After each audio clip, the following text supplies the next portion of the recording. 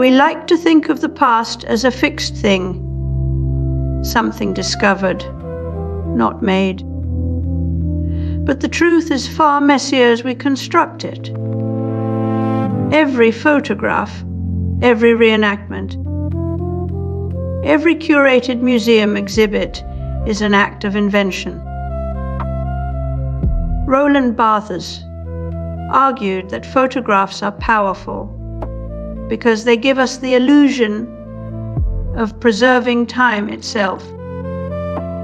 A trick AI now replicates with filters and algorithms that turn pixels into memory. Technology doesn't just change our future, it rewrites its own histories. Neil Postman saw how photography didn't supplement language, but replaced it as the dominant form of meaning. In doing so, images shaped reality by making past and present interchangeable. The result is a world where new products are sold with old aesthetics because we trust what feels familiar more than what is true. Nowhere is this more evident than in the aesthetic choices of digital platforms. Instagram, TikTok, even AI tools simulate film, grain and vintage borders to make content feel authentic. The past is not a memory, but a brand asset. We are sold modernity through simulated nostalgia because our brains resist change unless it masquerades as tradition.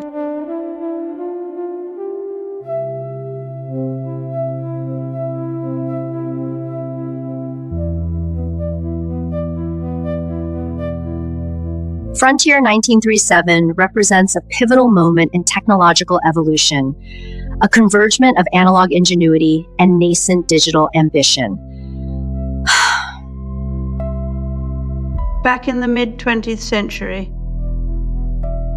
typewriters were used for official documents because they looked hand-made, a paradox that hints at our long-standing obsession with faking authenticity. The idea was simple. If something appears to have irregularities, like human error, it feels more trustworthy than pristine machine output. This is not just about making things look old school. It's about giving the illusion of history in service of trust. It wasn't until decades later that we realized we were long before digital tools arrived. Here, a narrator proudly declares how they are transforming air and coal into fertilizer, an industrial version of faking nature to replace it. The past is being synthetically produced for new ends. This isn't just about chemistry or efficiency. It's about using the language of tradition to legitimize progress.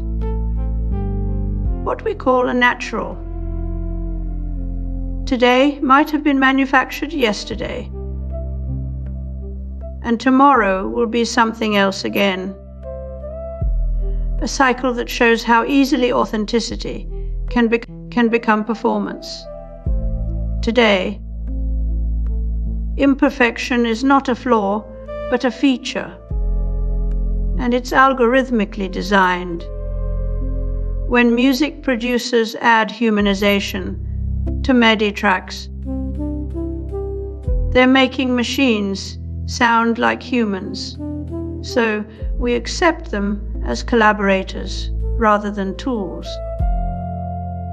AI voice assistants now mimic warmth and spontaneity in the same way. These are not accidents. They're calculated cues that help new things feel familiar by mimicking the past's inconsistencies, even when those imperfections have no original basis.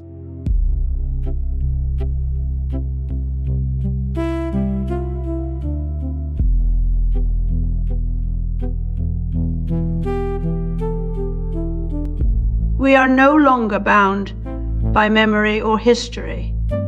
We are shaped by algorithmic curation of the past. Deepfakes, AI, generated letters from dead philosophers, and synthetic voices, resurrected for brand campaigns, don't just mimic authenticity. They replace it with something more malleable: performance. The past is no longer a record, but a product line. It can be mass-produced, remixed, and sold in service of the future's demands. When we hear Socrates argue ethics or Einstein pitch electric cars, it's not nostalgia at work.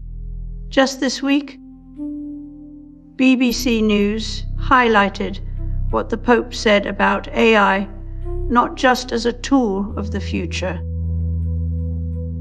but because AI already speaks in the voices of dead people. That's not incidental, it's strategic. The Church knows that power lies in who gets to speak for the past and how their words are used today. Similarly, AI news platforms now generate content in the voice of old media. 1940s radio tone for podcasts, typewriter fonts for headlines, making information feel trusted by default.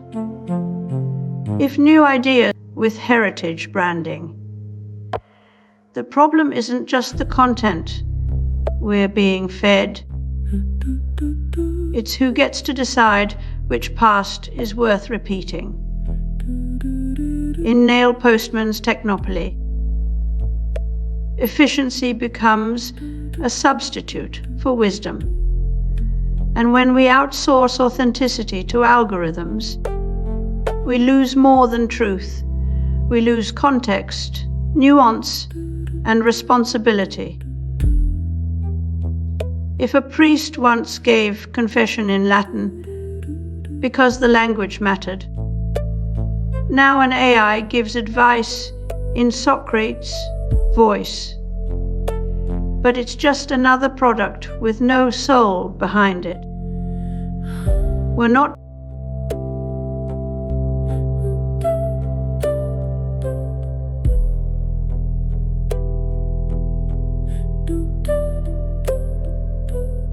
Out of air, water, and coal, we produce a fertilizer for which Americans formerly had to travel thousands of miles.